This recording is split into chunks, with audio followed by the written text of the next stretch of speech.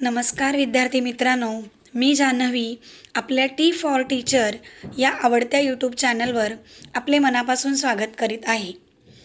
बऱ्याच दिवसापासून लोकांच्या मनात टेट एक्झामला घेऊन अनेक प्रश्न निर्माण झालेत. ते म्हणजे ही अभियोगिता टेट चाचणी कोण बरं देऊ शकतो, म्हणजेच या परीक्षेसाठी कोण कोण पात्र आहे. चला तर मग जाणून घेऊया टेट परीक्षेसाठीची पात्रता.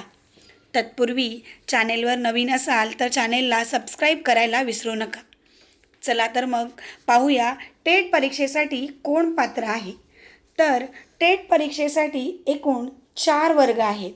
तर त्यामध्ये पहिला वर्ग आहे 1 ते 5वीसाठी अप्लाय करणारे विद्यार्थी ज्यांनी TET पेपर नंबर 1 पास करणे आवश्यक आहे. त्यानंतरचा दुसरा वर्ग आहे 6वी ते 8वी. त्या विद्यार्थ्यांनी TET पेपर नंबर 2 पास करणे अनिवार्य आहे. आता राहिलेले विद्यार्थी 9वी ते 12वी ज्यांनी आत्तापर्यंत TET परीक्षा दिलेली नाही किंवा ते TETसाठी अपात्र ठरले आहेत, परंतु ज्यांचे BA DED झालेले आहेत असे सगळे विद्यार्थी ही टेट परीक्षा देऊ शकतात. कारण 9वी ते 12वीसाठी TET आवश्यक नाही.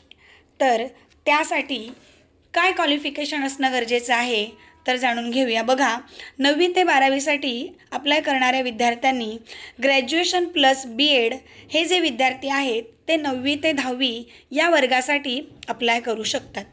तसेच post graduation plus BEd plus MAd हे जे विद्यार्थी आहेत ते 11वी आणि 12वी या वर्गासाठी अप्लाय करू शकतात. म्हणजेच आपल्याला यावरून स्पष्ट होते की आपल्याला पेपर क्रमांक 1 आणि 2 हे 1 ते 8वीपर्यंत अप्लाय करायचे असतील तर आपल्याला TET पेपर नंबर 1 आणि 2 देणे अनिवार्य आहे.